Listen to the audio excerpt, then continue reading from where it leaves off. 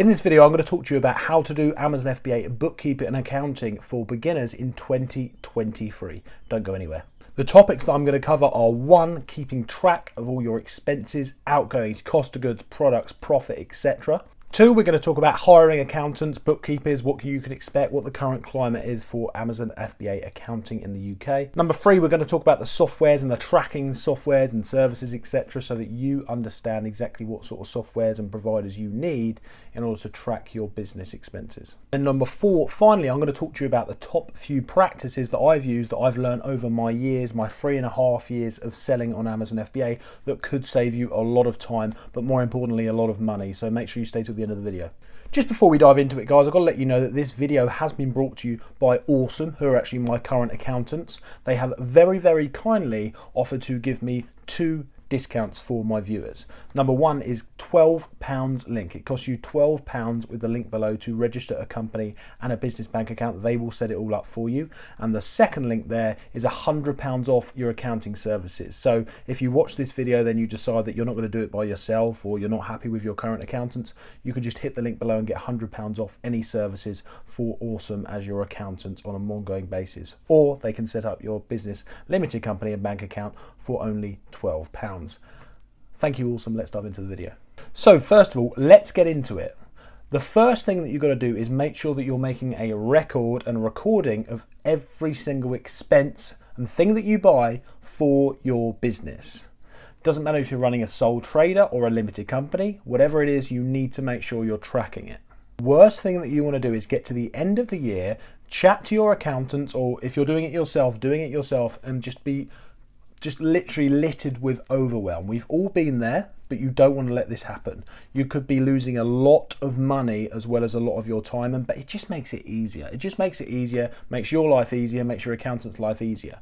Set up a Google Drive, create an accounting Google Drive, create your spreadsheets that are tracking your purchasing tracker, create an accounting for all of your receipts, a folder for all of your receipts. Make sure you've got an organized hub that you can keep track of every single thing. Every single thing that you're spending in the business, everything that you're buying, any costs of goods for the businesses that you can claim back from the business, laptops, chargers, phones, contracts, etc., etc. Make sure you're making a note of this. Make sure you've got a folder for all the receipts. Keep it tracked. Now, obviously, you can buy other softwares and tools to actually track this stuff. And if that's important to you, go ahead, look into it and buy stuff.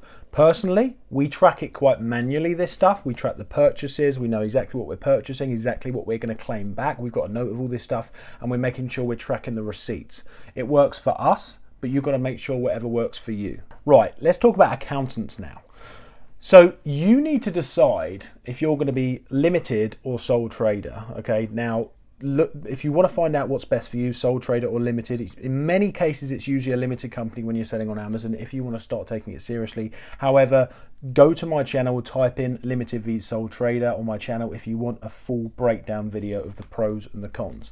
But once you've decided you're limited v sole trader, you need to figure out if you're going to get an accountant from the start, or if you're going to just let this burn yourself, either do the accounting yourself, or you're going to let the accountants, a good accountant that you get at a later stage, backtrack your books. So let's talk about this. Either way works. You can do either way. You can either get an accountant right from the start, okay, alongside doing step number 1, which is tracking all this stuff yourself in your Google Drive. You could also get an accountant from the start, as I mentioned, Awesome at the start of the video, or you need another specialist e-commerce accountant, okay? They work for me. You decide whoever's going to work for you, okay? You can get mini packages when you start with. I know Awesome offer that, but others will offer different stuff. You get mini packages when you start with, so it's not going to be a huge expense to start with. If you get an accountant from the start, it means that you're not going to miss a beat. You're going to be up to date, so that it's going to be a much easier process to then convert into filing your first tax return, etc. at the end of the year. If you decide that you're going to leave that expense, okay, if you're not going to get an accountant from the start, that's okay. However, the problem with that is that When it comes to the time in 6 months, 8 months, I wouldn't recommend getting one later than 6 months to 8 months. Ideally from the start, but if you're going to leave it, don't leave it later than 6 to 8 months. This is what I did. And then right at the end, you feel overwhelmed and you'll have to pay the accountant a fairly large fee to then backtrack your books. Okay, so I would recommend getting an accountant from the start. Okay, but if you're not going to do that, don't leave it later than 6 to 8 months. You're going to have to pay them to backtrack your books. If you're going to do all this yourself, then obviously I'll talk about the other software that you're going to need afterwards. Most accountants will have software that I'm going to talk about in the next part of this video included in their accounting package, like Xero and Link My Books, etc. But we're going to talk about softwares you can use now. So, softwares for tracking accounting and bookkeeping for Amazon FBA. So, most people use Xero and Link My Books. Now, these two softwares, there is other things for Amazon like A2X, etc. But these are the ones that we use. But as I say, they're included with our awesome accounting offer that obviously we have and that I've given to you guys. Okay, now that awesome offer includes the Xero in it. It includes the Link My Books. It includes the accountants that are 24-hour access and stuff like that. And we've got like our own software dashboard to track all that stuff with awesome. If you're not going to use an accountant specialist that hasn't got that, okay, if you're going to do your books yourself, then I would look into these two main softwares and then incorporate that into your Amazon business alongside your Google Drive and your books and stuff like that. Whatever you do, you need to be tracking this, okay? And a quick note on this.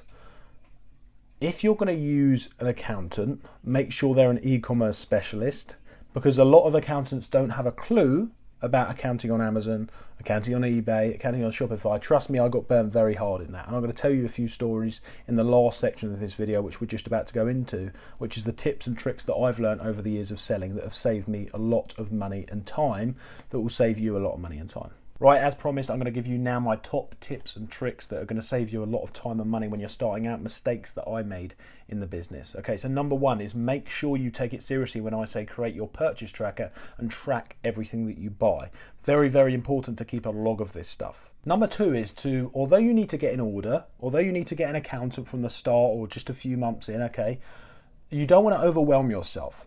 The main priority for you at the early stage is making money. I don't want you to spend loads of time overwhelmed and worried about accounting and bookkeeping. Don't worry about it, okay? If you do your best, get an accountant as soon as you possibly can, do your best, you're going to be absolutely fine, trust me. You know, you just need to focus on making money. If you don't make money, there's not going to be many books to have to do in the business. Focus on making money. Promise you the accountant will be all right as long as you implement the stuff that I've mentioned in this video. So this is a big tip of mine, okay? So sole trader visa limited company, there is no right or wrong, and there's pros and cons to each. As I said, you need to watch the video if you haven't already, okay? Let's type it into my channel. I would recommend doing a limited company, okay? I would recommend it, and that's because I've heard a couple of horror stories, not many, but a couple of horror stories where people have struggled to switch a sole trader company, sole trader business person over to a limited company, and when they've done that, it's taken months and months and months, and then they've missed out on the VAT benefits that you can get when you move over. So personally, I would set up a limited company from the start. As I said, Awesome Below will do it for £12, and the accounting is, it's just not that much, guys. There's not much difference compared to sole trader and limited company. I personally would recommend doing it from the start, but make sure you talk to an accountant like Awesome, who can help you out for free, giving you some advice. Make sure you talk to an accountant, get an e-commerce specialist, and do that from the start, and they can give you the right advice. But I personally would go with a limited company from the start. Another thing, whilst we're on the topic of accountants, another big tip is make sure you don't skimp and try and save money by using someone that isn't an e-commerce specialist. I'll tell you a little story. I got burnt a little while ago. Just as I was coming up to my VAT threshold, or just as I passed it, I actually got almost very in trouble. I skimped. I tried to save money on an accountant. I ended up using an accountant that was like a bog standard local accountant that was probably okay for like a fish and chip shop, or, you know, a local builder, but not something as advanced as, you know, potentially selling hundreds of thousands or probably over 1 million that we've sold on Amazon now. Who knows? Haven't checked recently. They, for example, I'll give you an example. They thought that the £86,000 threshold that you have to go VAT register on, he thought that meant money that was actually in your bank account rather than the sales on Amazon. And it was actually the reverse. As soon as you hit 86,000 in sales on Amazon, you have to go VAT registered. He gave me the wrong advice that could have got me in very big trouble with HMRC if I didn't recognize it, if I didn't get advice from another accountant to tell me not to worry about it until I'd had 86,000 go through my bank accounts. Little things like that can get you in really big trouble. You need to make sure you use the correct e-commerce accountants. And a final tip right here now, if you are going to do a sole trader to start with, just make sure you've got separate bank accounts. Don't start setting up a sole trader, starting to sell on Amazon, and then, you know, sort of like use your own personal bank account to buy a bit of stock here and there. Not only is that a mess and it's a nightmare for the accountants, it just limits your thinking. You know, set up a business bank account. Hopefully you're going to set up the limited company, the business bank account really cheap with the link below. If you're not, then just, you know, use the sole trader, set it up as a business bank account, but you need to make sure that you're setting up a separate business bank account, because otherwise you're just not going to be thinking right. You need to assign a bit of money, start the business, assign 500, £1,000, £2,000, whatever you're going to do into that business bank account, and keep that a separate entity to yourself.